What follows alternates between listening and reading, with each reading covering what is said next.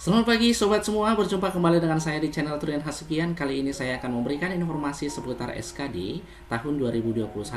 Dan informasi ini saya ambil dari keputusan Menpan RB nomor 921 tahun 2021 tentang perubahan nilai ambang batas SKD seleksi penerimaan sekolah kedinasan tahun 2021. Nah, walaupun ini adalah perubahan SKD seleksi penerimaan pada sekolah kedinasan, akan tetapi sangat-sangat besar kemungkinan bahwa perubahan nilai ambang batas ini juga nanti akan berlaku pada penerimaan CPNS tahun 2021.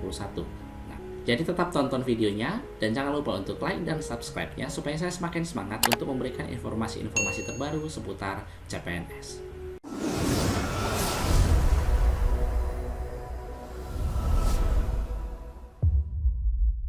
Sebelum kita masuk ke informasi perubahan yang sudah dikeluarkan oleh Menpan RB, saya mau kasih tahu dulu atau mengingatkan kita kembali tentang materi-materi pada seleksi kompetensi dasar yang selalu dimunculkan pada SKD, baik itu tahun 2018, 2019, dan sekarang tahun 2021. Materinya tetap sama, yaitu tetap dia TKP, kemudian ada TIU, dan ada TWK. Dan materi-materi ini saya ambil dari Permenpan RB nomor 20 tahun 2021. Untuk TKP atau yang sering kita sebut dia dengan tes karakteristik pribadi, itu nanti materinya adalah pelayanan publik, jejaring kerja, sosial budaya, teknologi informasi dan komunikasi, serta profesionalisme.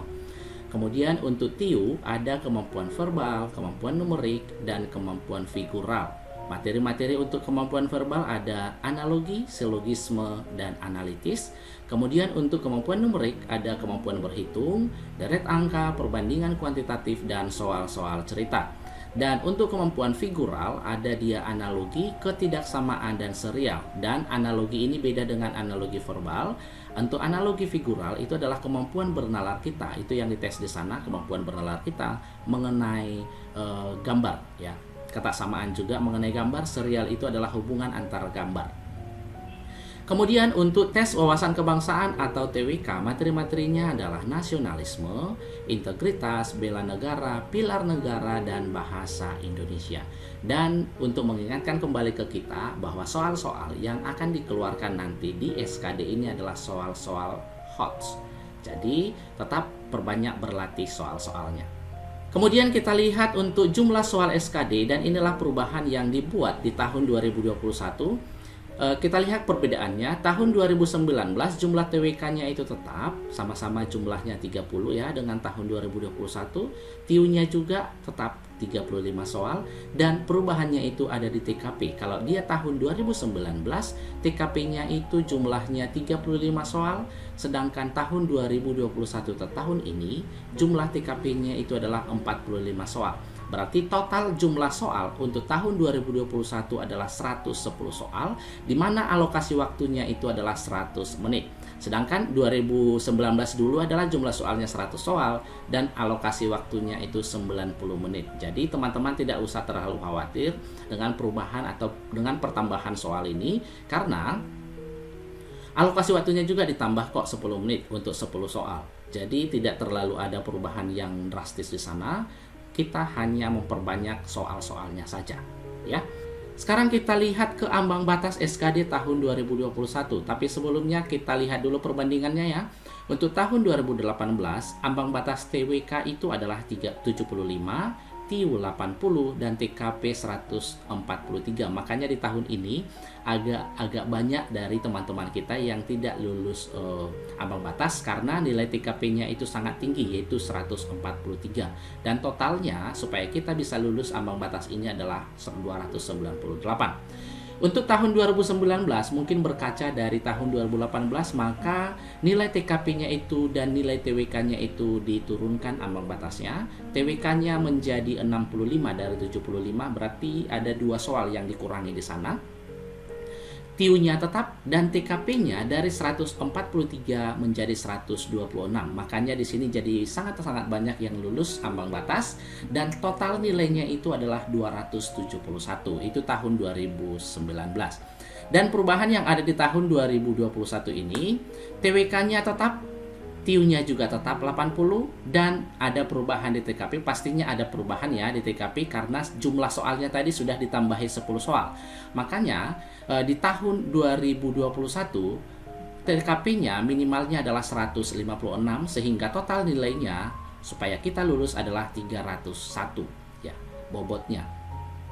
Dan apabila nanti teman-teman sudah mencapai, misalkan ya, ketika kita ujian, kita sudah di sini 350 misalkan total nilainya, tapi ada salah satu dari TWK, TIU, atau TKP yang tidak mencapai ambang batas, berarti kita tetap dinyatakan tidak lulus. Jadi teman-teman harus ingat nih, semuanya baik dia TWK, TIU, ataupun TKP itu harus lulus ambang batas semuanya. Kalau ada satu saja yang tidak lulus ambang batas dari ketiga-tiganya ini, maka kita dinyatakan tidak lulus. Untuk pembobotan nilainya sendiri ya, masih sama dengan tahun sebelumnya juga. TWK kalau dia benar bobotnya 5, kalau dia salah 0 dan tidak menjawab 0. Kemudian untuk TIU kalau dia benar bobotnya 5, kalau salah dia 0 dan tidak menjawab 0. Sedangkan untuk TKP dia tidak ada benar salahnya karena setiap option atau A, B, C, D, E-nya itu ada bobotnya masing-masing, dengan bobot tertinggi adalah 5 dan bobot terendahnya 1, dan tidak menjawab adalah 0. Jadi dari sini bisa kita lihat bahwa kita harus menjawab semua soalnya. Jangan sampai teman-teman nanti ketika ujiannya ada, walaupun kita tidak tahu jawabannya tapi tidak kita jawab nih. Itu adalah pemborosan saya rasa, atau hal yang tidak perlu. Jadi walaupun kita tidak tahu jawabannya, jawab saja, mana tahu benar. Karena memang salah pun nilainya 0 dan tidak menjawab pun 0. Kan gitu ya. Jadi alangkah lebih baik apabila kita jawab semua soalnya. Oke, kemudian untuk nilai tertingginya materi TWK jumlah soalnya tadi adalah 30, ambang batasnya tadi kan 65. Maka nilai tertinggi untuk TWK itu adalah 150. Itu dari mana? Yaitu 30 soal dikali bobot satu soalnya itu maksimalnya adalah 5, makanya 150. Sedangkan jumlah minimum soal yang harus kita jawab untuk TWK adalah 13 soal, yaitu 65 dibagi 5. 13 soal. Jadi tidak sampai setengah dari jumlah soalnya. Oke, kemudian untuk TIU ada 35 soal, ambang batasnya tadi 80, nilai maksimumnya 175 yaitu 35 dikali 5, dan jumlah soal minimum yang harus kita jawab untuk soal TIU ya adalah 16 soal. Jadi untuk TWK dan TIU tidak sampai dari setengahnya kita sudah lulus nih ambang batas. Ya, jadi tidak terlalu susah saya rasa. Yang susah itu adalah bagaimana supaya kita bisa peringkat pertama. Tapi kalau untuk lulus ambang batas saya rasa bisa kita capai karena tidak sampai setengahnya nih. Tidak perlu pintar-pintar kali pun udah pasti lulus ambang batas. Tapi untuk mencapai peringkat pertama itu yang perlu kita kejar. Kemudian untuk TKP ada jumlah soalnya 45 soal, ambang batasnya 156 ya. Dan nilai maksimalnya 225. Dan jumlah soal minimumnya saya kosongkan di sini karena untuk soal TKP sendiri kan dia kan per bobot. Jadi ada banyak sekali kemungkinan nanti supaya bisa lulus ambang batas. Tapi yang mau saya bilang di sini adalah untuk soal TKP tadi adalah 45 soal, setengahnya saja atau 22 soal saja kalian jawab yang berpoin 4 dan 23 soal yang berpoin 3, kalian sudah lulus ambang batas. Tidak perlu ada yang poin 5 pun tidak masalah. Yang poin 4 dan 3 saja semuanya, di mana 22 soal dia poin 4, 23 soal dia poin 3, itu sudah lulus ambang batas. Itu nilai terendah ya yang mungkin ya. Dan jumlah soalnya tadi adalah 110, ambang batasnya 301 totalnya harus. Kemudian nilai maksimalnya totalnya adalah 550. Sedangkan untuk alokasi waktunya sendiri, karena banyak mungkin dari kita berpikir dengan ditambahnya 10 soal, pasti waktunya nanti akan semakin mepet kan gitu. Saya rasa tidak ya, saya pikir tidak, karena kalau saya bandingkan tahun 2019 ada 90 soal, 90 menit ya waktunya dengan jumlah 100 soal, maka waktu per soal itu adalah 54 detik. Nih.